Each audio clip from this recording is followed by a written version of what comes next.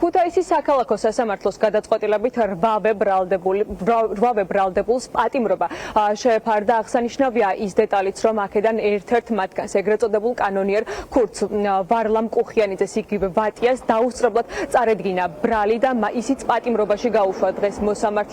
დღეს სასამართლო პროცესს 7 ბრალდებული ესწრებოდა პირადად, რომლებმაც პროცესზე დუმილი დაარღვიეს და მათ სიტყვის უფლებით ისარგებლეს.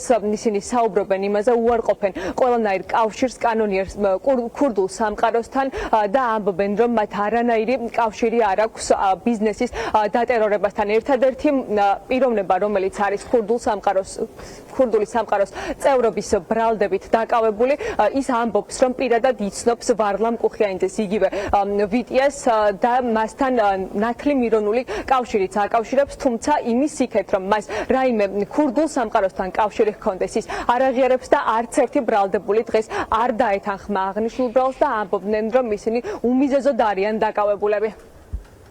როცა 2023 წელს ბატონო გულოვატუთისაგან გაიგო, რომ რაღაცა შინოები წამოვიდნენ, რაზეც მქონდა განკუთვნილი, უნდა მქონოდა წვალინის მიღები, დამაფასუნებელი და მაცემელი. ეს წერია საკადასტრო კოდექსში ყველგან არის ნახსენები მაგ.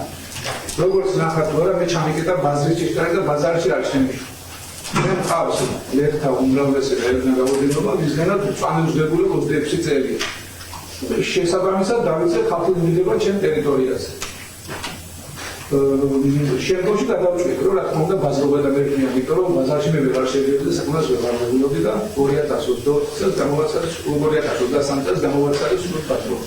Janguștești loca პირველი ადამიანების ხელმძღვანელობის რომლებიც მუშაობენ ჩვენთან მაისამდე იმისამდე არ მახსოვს ზუსტად შემდეგ ვინაიდან ჩვენ ინფრასტრუქტურა არ ქონდა მოწესრიგებული ბოლომდე ფინანსური სიტუაციის გამო ეს ადამიანები უბრალოდ გადაჭრიდნენ თხოვეთ და ეს ხალხი დაბრუნდნენ ისე ბაზარში ჩვენ დავიწყეთ ინფრასტრუქტურის მოწესრიგება და უზრუნველყოფით ველოდებული აი სეზონში ხათვიან მიმდინარეობს ჩვენზე თვალთვალი და მიშასარეთ ჩვენ ინფორმაციები ქონდა ვინაიდან არის საკმარისი ინფორმაციები და აქამდე ვერ მოხდა ჩვენი დაკავება და აყვანა ჯერა საჭიროა ეს დაგმული სცენები ეკითხები ვთქვი, მაგრამ ეხლა ჩვენი დაკავება მოხდა ნაჩქარებად, იმიტომ რომ ქართული ახალი სეზონისთვის ჩვენი ბაზარი არ გახდეს მზად ინფრასტრუქტურულად. რა ის ანზორ კახაძეს, რა ის საქმეა ჩემ ნაცვლად მინოთა ვატიასა, საერთოდ არ იცნობს ან ამ ბიჭებს, ან რამე დამირეკენ და ამათ რა საკმა პირველად ნახე კაცი, ორი ადამიანი ვაფშე პირველად ნახე ბაზარში რო შემევიდე. აი ეს ქურდული საყოველთაო წევრი ვარ მე არაფერი ქურდული საყოველთაო წევრი არა დრაივი გავაკეთე ასე და ნახატი მუშაობდი იგი აი ქურდული საყოველთაო ჩემ ნაცვლად მინოთა მე რაც გავუქეთობა მექნება მაგია წეგობა შევიდო მოუნახე მე ვაფიქრე ვარნა კუხიანიძე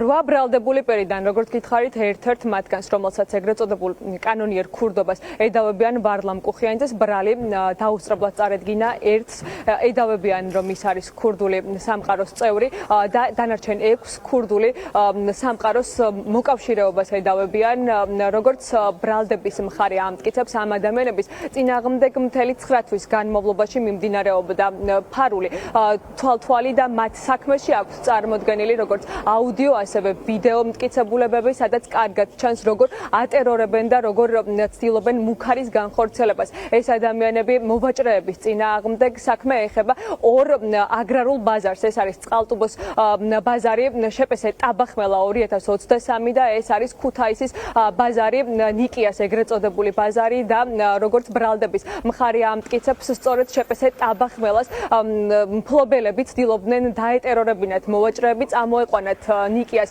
ბაზრიდან, ამით გაეკოტრებინათ ნიკიას ბაზარი და მოგება ენახა შეპესე ტაბახმელას, ანუ იმ ბაზარს, რომელიც წყალტუბოში მდებარეობს და როგორც ბრალდების მხარე ამტკიცებს, ამის უტყვარი დამადასტურებელი ვიდეო და აუდიო ჩანაწერები არსებობს და ასევე იმ მოწმეთა ჩვენებები, ვისაც პირადად განხორციელდა მუქარა და ძალადობა ბრალდებულების მხრიდან.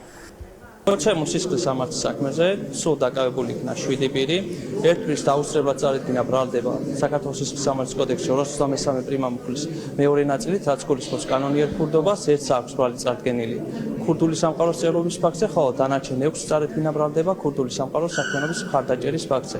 8-ვე ბრალდებულის მიმართ დღევანდელ სასამართლოს თომაზე ვითხოვდით აღკვეთი კონდიციების სახით პატიმრობის გამოყენებას, იქიდან გამომდინარე, რომ არსებობდა როგორც მიმალვის, ასევე მტკიცებულებათა განადგურებისა და ახალი დანაშაულის ჩადენის საფრთხე, სასამართლომ სრულად გაიზიარა ჩვენი მოთხოვნა და ბრალდებულებს შეეფარდათ პატივი. ჩვენ მდგომობა ცხადი არ ქონდა დაყენებული, რომ აღკვეთი კონდიციების გარეშე დაეტოვებიან ჩემი დაცვის ქვეშ მყოფი, მაგრამ მათ გაიზიარა სამწუხაროდ სასამართლო. გადაწყვეტილებას გავასაჩევრებ, ჩემი დაცვის ქვეშ ედავებოდნენ ვარლამ კუხიანიძეს კანონიერ ქურდობას.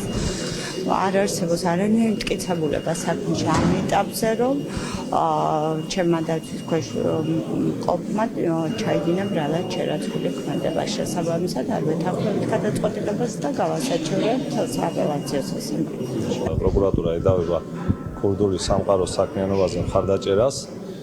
მიუხედავად იმისა, რომ 22 ტომიანი საქმე გადმოგვეცა საკმაოდ მოცულობითი დაცვის მხარის ბრალდების მხარიდან, გავეცანით საქმეს და რაიმე პირდაპირ მტკიცებულებათა ერთობლიობა, რომელიც დაადასტურებდნენ ჩემი დაცვის ქვეშ მყოფის ბრალებლობას, მე საქმეში ვერ ვნახე.